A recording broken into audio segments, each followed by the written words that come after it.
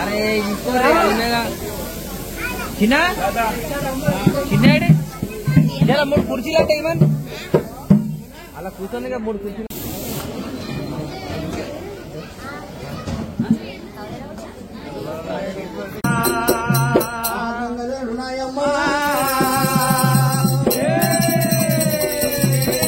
అవతారం ఎట్టిండు గంగవయ్యా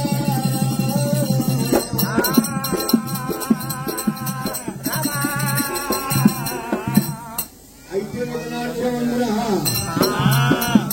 భూమి ఆకాశం పుట్టలేదు చూడు చంద్రుడు చుక్కలు పుట్టలేదు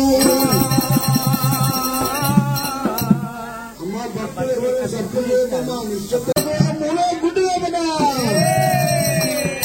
చుక్కలు దెబ్బలు పుట్టేనమ్మా ఆనాడు దేవయ్యా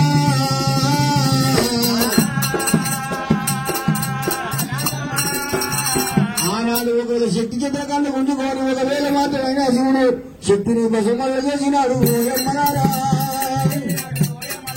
బసరావు చేసినాడు రామరామ్మ శక్తి బసమయ్యేటప్పుడు ఏమని మాటలు అంటున్నది శంకరాలను పెళ్లి చేసుకున్నారని చెప్పి ఆగి పెట్టి మోసం చేసి నా ఈడు తీసి నా గంట పెట్టిన చిన్నోడు చిత్రాంగుడు కాదురా నువ్వు ఎన్ని ఎన్నాళ్ళకున్నా గానీ తుదకోసం నీకు అమ్మను అక్కను చెల్లెను నాయన మొనమ్మమ్మను ఒకవేళ తుదకోసం నీకు భార్యను అన్ని వరుసరా నేనల్లా ఉంటేనా రమన్నారా పెట్టిండు అమ్మగారు పెట్టిన పెట్టింది మూల మాత కళ్యాణం సుంగం పెట్టింది కళ్యమాత 7 ఆపచెట్ల గుండె పుట్టినందుకు ఎల్లమ్మంట పేరల్లో పెట్టినాడు శంకారా 7 ఆపచెట్ల కింద ఎల్లమ్మనమ్మ ఆదల్ని పుట్టినది అమ్మగారు 7 ఆపచెట్ల కింద పుట్టినందుకు ఎల్లమ్మకు ఒకవేళ ఆనాడు 7 ఆపచెట్ల కింద పుట్టినందుకు ఎల్లమ్మకు కన్నమ్మ కష్టాలు పిన్నమ్మ సేవలు వస్తున్నాయి పుట్టినాడని పుట్టినాల గంపనే అమ్మా ఎల్లమ్మ కోటి బాధలు వచ్చనమ్మా ఒకవేళ మాత్రమైనా కాసమ్మల తోట పోయింది ఆట పాటలు ఆడుకున్నది ఆడుకున్న పిల్లలు పాడుకున్న పిల్లలు బతుకమ్మను ఆడుకొని ఎల్లమ్మకు గౌరమ్మను ఇయ్యలేదు అమ్మలారా అక్కలారడం గౌరమ్మ ఎందుకు ఇయ్యలేదంటే ఆనాడు ఎల్లమ్మ ఏం చెప్తుంది అయ్యో పరమాత్మ ఒకవేళ మాత్రం పెళ్లి కాలేదు పెళ్లి కాని వాళ్ళకు గౌరమ్మని ఏమన్నారట అయితే ఆనాడు ఎల్లమ్మ తల్లి ముఖమంతా చిన్న చేసుకొని కైలాసం వచ్చింది అన్ని రోజుంది నగమాట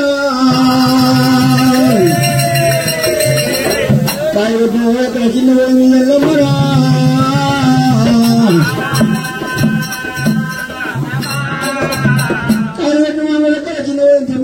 తెలివిచ్చిన వాడింది ఎల్లమ్మ ముఖమంత మార్చుకున్నది ఆనందుకు నిన్ను సాగిపెద్ద చేసిన బిడ్డ నేను సాగినందుకు బిడ్డ నీకు లెక్క నేను చేసిన బిడ్డ నువ్వు కోరుకోమ ఊరున్నట్టున్నది నాయనా శివజంగమయ్యా నేను అలాంటి ఇలాంటి ఎట్ట లెక్క మారితే శివుని బిడ్డనంట చిత్తారి పద్మి అంటారు ఒకటి చూసి వంశీ పిల్లాడి అంటారు అలాంటి లెక్కము నేను వాడనైనా అలాంటి లెక్కము అలాంటి లెక్కము నేను వాడనయ్యా లగ్గానికి ఒకటి పద్ధతి ఉన్నదయ్యో లగ్గము కావాలంటే నేను ఒక పద్ధతి కడుతున్నా ఆ పద్ధతి తెలిసిన వాడినే లగ్గం ఆడుతున్నా అదేం పద్ధతి బిడ్డ నీ నోట నువ్వు చెప్పు అన్నాడట అప్పుడు ఎల్లమ్మ ఏమంటుంది నాయనా నువ్వు కూర్చున్న శివాల కోట ఎందున కైలాసమందున శివాల కోట కాడ 7 వచనాల కల స్తంభము నాటాలి. ఒక వచనం అంటే 1 మైలు దూరము, 7 వచనాలంటే 7 మైళ్ళ దూరము స్తంభము నాటాలి. ఆ స్తంభాన్ని అయ్యా నాయనా రామిలతో పడుతున్నా లేకపోతే నాయనా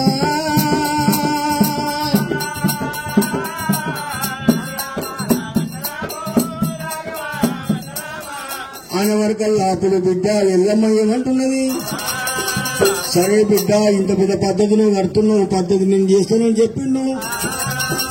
ఒకవేళ రాజాంధ్రవంతున వైకుంఠం లోపల ఆ శివనారాయణ మందిరంలో విష్ణుదేవుడు శశిపాడు మీద పండుకొని ఉన్నాడంట. పండుకొని ఉంటే భార్య లక్ష్మీదేవి ఆనాడు విష్ణు పరమాత్మని కాలెత్తుతున్నదంట. లక్ష్మీదేవి కాబట్టి మా తొలి మంత్రాలు గొప్ప మంత్రాలు కూడా భర్త పండుకున్నాను కాలెత్తుతున్నది. ఇప్పటిలో వస్తున్నారా చిన్న కాలెత్తాలా అని అంటారు.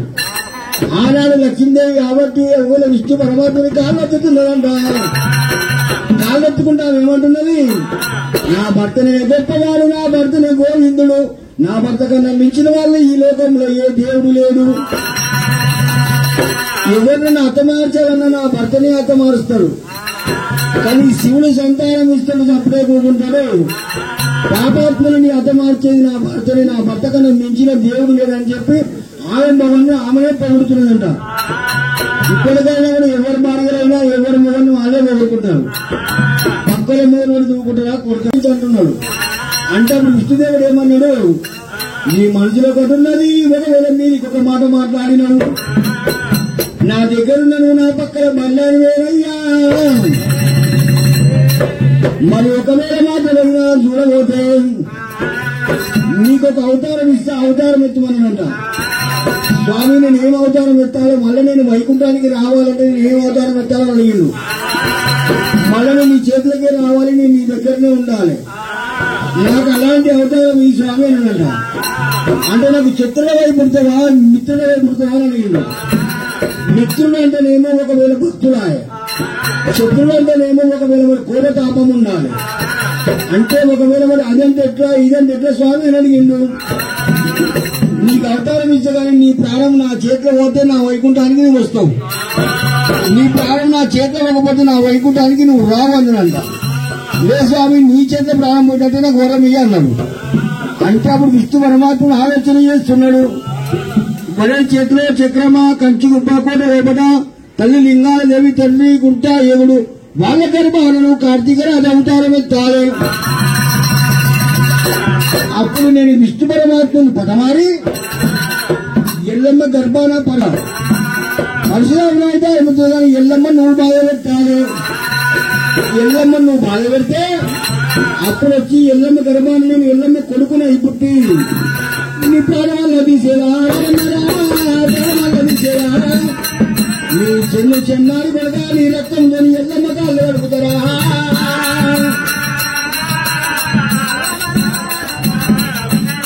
అనవరకల్లా స్వామి నేను ధన్యుణ్ణి అన్నాడంట. అన్నప్పుడు ఒకవేళ వాడిని పొట్ట మార్పిండు, ఆ కంచుకుప్పల పొట్టు ఆ లింగాన్ని గర్భం వేసిండు. గర్భం ఎవరు కల్లా ఆనాడు కార్తీక రాష్ట్రానికి ఎల్లమ్మ పత్రిక అంటానికి పోయింది. ఆ పత్రిక చూసి బావా ఎల్లమ్మ అదేంటే చూడమన్నాడట.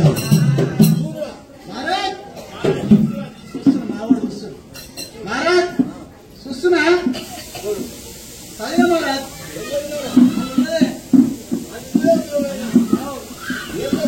ఉన్నారా మారా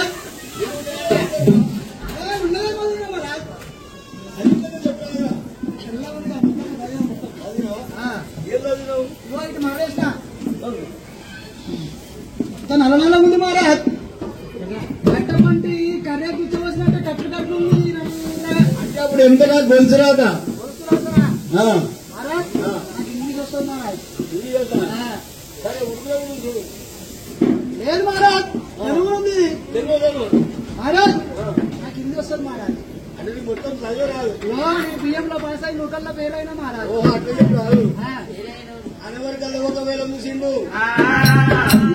ఒకవేళ మగ కూడా ఒక శివలే కలము శిరము అటులాభము ఒకవేళ శివుడి చిత్తాన్ని మరి ఎల్లమ్మ గట్ట పద్ధతి ఏ మూడు ఏ శివుడు ఎవరు గెలుస్తారు తెలిసిన వాళ్ళకి శివుడు పిల్లలిచ్చి కాళ్ళు కడిగి లగ్గం నిర్దిస్తారు. ఎవరైనా సరే ఒకవేళ ఈ పెళ్లి పత్రిక లోపల అందరూ కూడా ధన్యులే.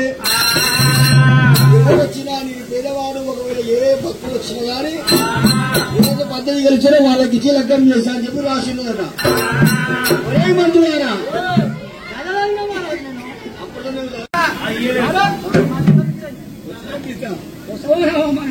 అబ్బా శివకుమార్ నా పెళ్లి కొడుకు అంటే ఐరన్ కుండ పర్రబట్టిందని నియోజకవర్గంలోడు. సరే సరే ఇక పోదామా అని చెప్పి పోదామా. కార్తీక వీరార్జనుడు డమ్మమ్మ నాడే డమ్మలే ఇచ్చానా డమ్మమ్మ నాడే డమ్మలే ఇచ్చానా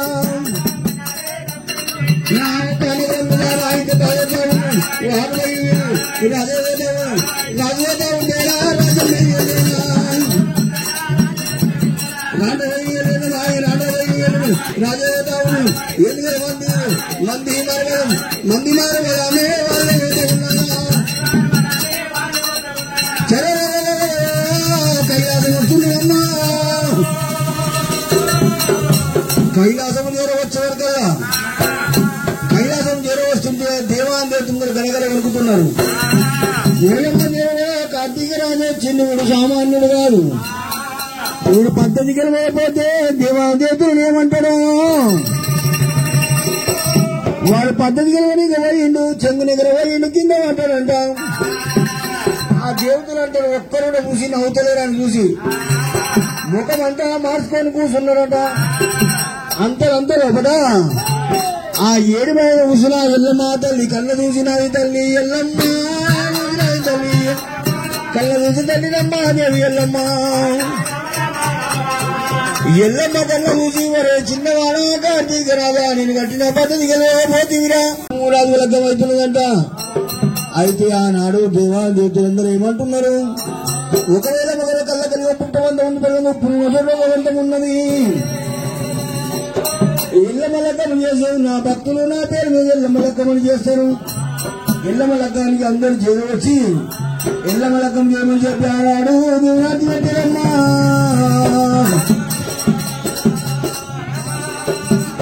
అయితే ఆడే ఎల్లమ్మ లగ్గానికి అందరూ చేరవచ్చిండ్రు. అల్లానే రాడి అల్లానే రాడి అల్లల్లానే రాడి అల్లానే రాడమ్మో అల్లానే రాడి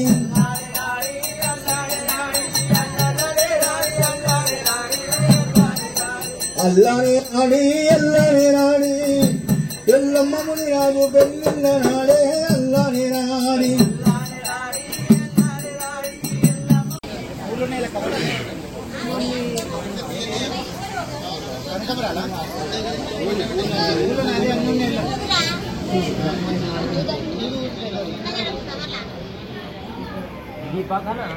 ఫోన్ చేసి నిఖిలన్న కూడా ఎడికి రమ్మాను వాడు ఒక్కడ కూర్చొని ఏం చేస్తాడు.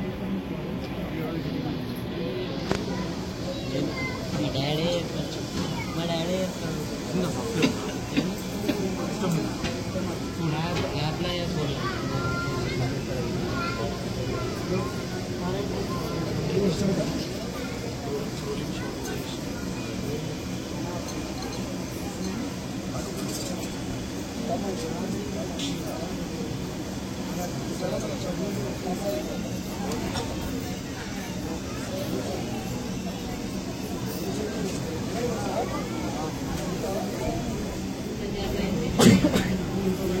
కొంచెం జూమ్ తక్కువ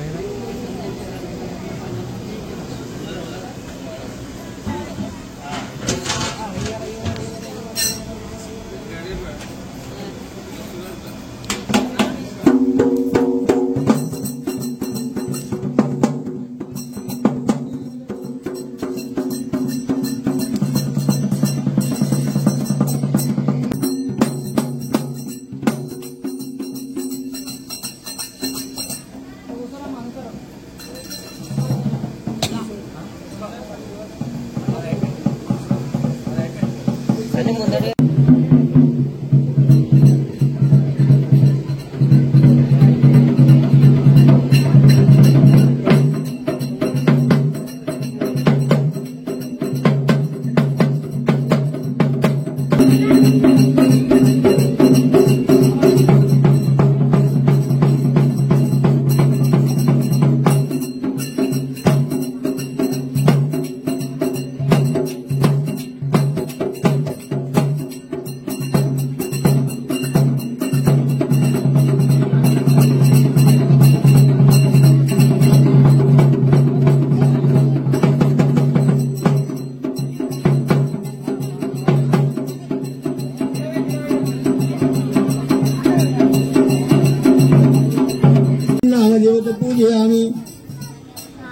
कुमारी नाम देवता पूजयामि किशोर नाम देवता पूजयामि दीपा नाम देवता पूजयामि महेश नाम देवता पूजयामि सौजन्य नाम देवता पूजयामि संतानं చెప్పండి साई प्रणीत नाम देवता पूजयामि नंदिका नाम देवता पूजयामि कृतिका नाम देवता पूजयामि देवार्ष नाम देवता पूजयामि विशाल नाम देवता पूजयामि हर्षित नाम देवता पूजयामि सर्वकुटुम्बानां क्षेमः धैर्यः विजयः भयः आयु आरोग्यः औषर्यः शरणं मम देवतः करुण्यभावेन रक्ष रक्षकः महेश्वरः अखिलाण्डकोटि ब्रह्माण्ड नायकः पूजयामि मंगलवारेण देवता पूजयामि यानि कानिन्तानि सुगुणन्तानि पावनशान्तिः पूजयामि पापात्मा पापकुरुन्देव शरणवदच्चरः नादि शरणं करुण्यभावेन रक्ष रक्षकः महेश्वरः पूजहं करिष्ये रूपायची करूया रूपायची करूया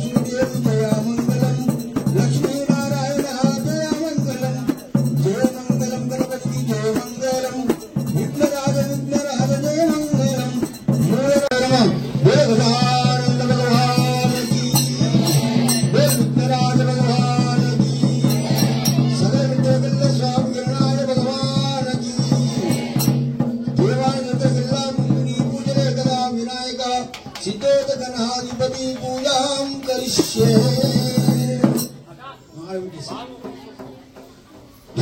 ఇప్పుడు గణపతి పూజ అయిపోయింది. ఇప్పుడు అమ్మవారి కాళ్ళు కడిగే కార్యక్రమం ఉంటుంది. భక్తులతో మంచి పెట్టి మంచితో మంచి దేవుని పూజించండి. శివలక్ష్మీ దేవత పూజయామి రక్షరజవే మహేశ్వర మల్లికార్జున స్వామి దేవత నమః జమదగ్ని రాజా రేణుక ఎల్లమ్మ దేవత पूजयामि लक्ष्मीनारायण स्वामी देवता पूजयामि तदेव लग्नं तारा अगरबत्ती चतुर्वेदी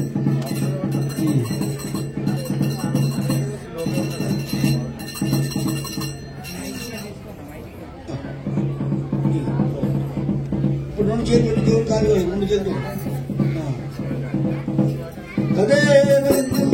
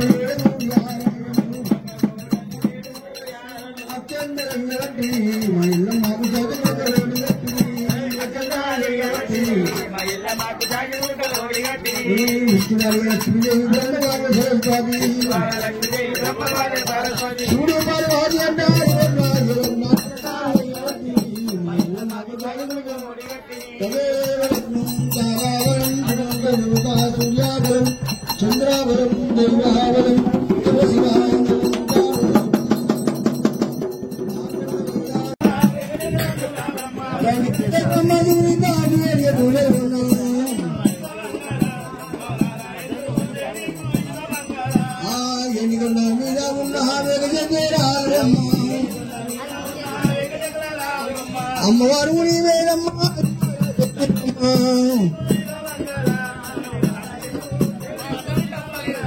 మంగళం శాంభవి మంగళం స్వరూపిణి మంగళం నిరాజనం మంగళం గౌరి నారాయణి పరమేశ్వరి పరమకల్యాణి పరం జ్యోతి రేణుకా ఎల్లమ్మ దేవత పూజయారు శివ శివ నవం పార్వతిర కోడియే హారతి మొక్కండి అందరూ బాబాజీ గారు 101 రూపాయలు జగం జై బాబా అది